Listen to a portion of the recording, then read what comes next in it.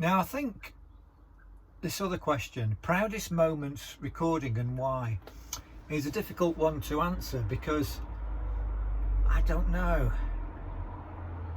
I think what I'm proud of in my recordings hasn't been a moment. I think the thing I'm most proud of is actually keeping at it for 40 plus years, really. But as far as moments are concerned, I think when I've invented things or come up with ideas of modifications of equipment and applied that, and it's actually worked. So you get this sort of, it's a nice feeling when that happens. And do you have a pride? I don't know if you have a proud feeling, but you sort of have a pleased feeling while you're doing it. Yeah. So we did this. We used a reel-to-reel tape machine, and we recorded 4-track loops on it directly, so that we built up loops that way.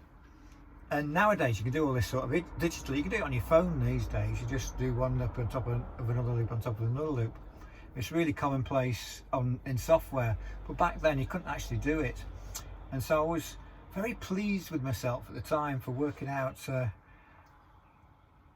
this way of doing it, of creating loops and moving from a position of making noise loops, which were very effectively, and applying the techniques that we'd learnt from making these very objectional sort of music, very aggressive objectional sort of music, into something that was very palatable and that would fit within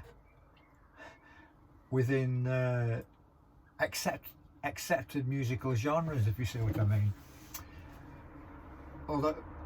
Although it had been constructed using this non-musical method, if you see what I mean, this technical method. So I'm quite pleased about doing that, really. So when you set up these processes and they work out, that's good. And also just the fact that have kept going, really. Yeah. So plans for the future, albums, etc.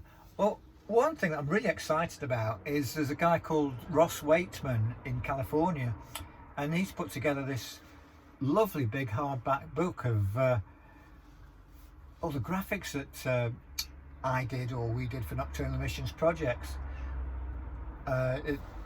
Colour collages and flyers and that, and it's collated them all together into this volume, and it looks great, and that should be coming out later in the year, because I've never seen it all together before. I've always sort of seen scraps of paper, and it's always been like a mess, or it's always, well, it's been, when I see it, and then it's sort of, you know, it gets made into a part of a packaging, part of a packaging, part of a packaging.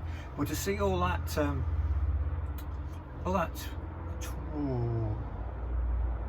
20 years of work, is it? 1980 to 90, no, about 15 years worth of work, just to see that in a book, that's just really nice. And I haven't even seen it in the book yet, I've just seen it on PDFs on the screen, but it looks really, yeah, I'm really looking forward to that coming out later in the year. And there's a vinyl version of Nocturnal Emissions in dub, which has been selected by this label in Portugal. And the interesting thing about that is it's their selection, and they've gone about it in a different way to how I would go about it, and it sounds great. So that's coming out later in the year, and I'm keeping busy, really. I'm keeping really productive, you know. I'm in the studio very regularly, and I'm producing visual art every day, so it's good. So I'm sort of, my proudest moment is really the moments that I keep it going, and that you know, just building on. I'm just pleased I stuck at it, you know, because it's just so hard, so easy to not stick at it. But on the other hand, I don't know what else I would do.